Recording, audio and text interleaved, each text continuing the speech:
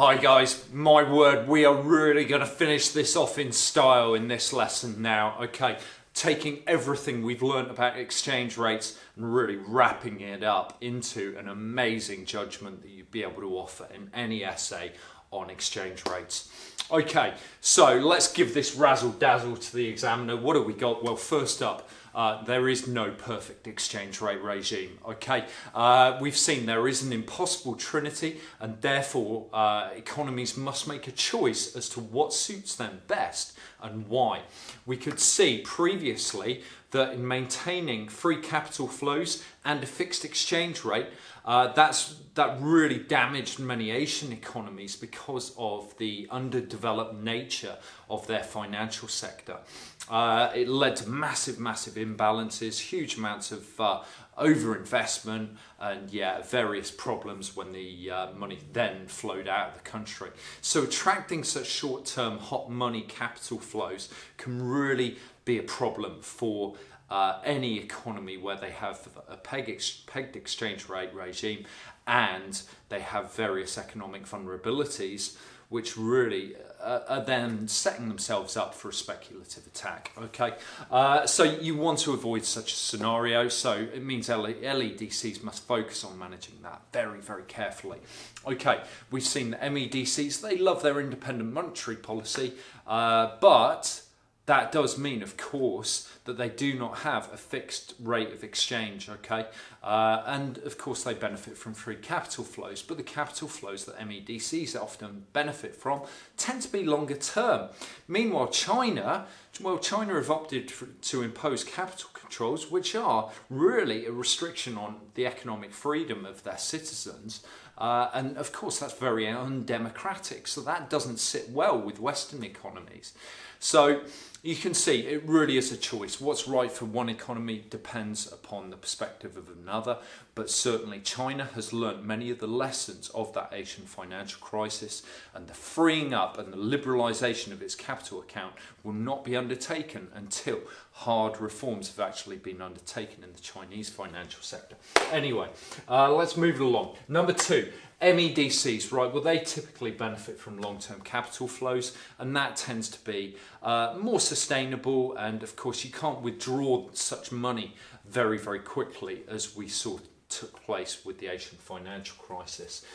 So that can be really set against what we saw in the Asian example we looked at there.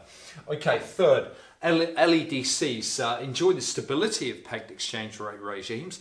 It develops their credibility, their policy credibility within their political framework, within their economic and monetary authorities. So that's good news. And of course, it helps to reduce inflation by controlling the exchange rate and avoiding any sudden depreciations, which could cause big price spikes in the cost of imports. Okay.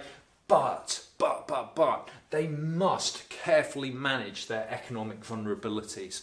So they must really make sure that they push through with those tough reforms of their financial sector, so that they really help to develop that financial sector and its maturity and its ability to allocate capital in the right areas. Failure to do so, of course, is going to lead to rather unpleasant circumstances. At the same time, of course, you need a government which will actually manage the fiscal reserves of the actual fiscal balance very sensibly as well, and look to maintain a balanced fiscal budget, as well as maintaining not too large a current account deficit.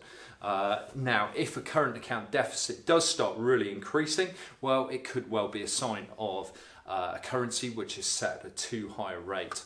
Okay, and in that case, they may therefore try to manage the decline of that currency downwards slightly. Okay, fourth, are floating exchange rates only really appropriate for MEDCs? Well, few LEDCs actually operate them, so it's an interesting instance, this, okay? But on balance, we would probably say yes. Okay, right, and fifth, do any exchange rates truly float? Okay, so if you look at, for instance, James Rickards, the economist, he's written a book called Currency Wars, all about how various economies are actually battling against each other's currencies through methods such as quantitative easing to actually weaken their currencies and enjoy the export boost that that can bring. But also because the independent monetary policies that MEDCs have, then it does mean, of course, that they can influence their exchange rate as they wish to do so. So do any exchange rates truly float? Probably not. Probably not. Okay, because if currencies were allowed to truly float, then a sudden depreciation of any given MEDC's country may well start a political crisis as well as a potential economic crisis. Okay, so they do require some management. All right, guys, I hope that's great stuff for you, but you can really write an amazing essay now. Thanks.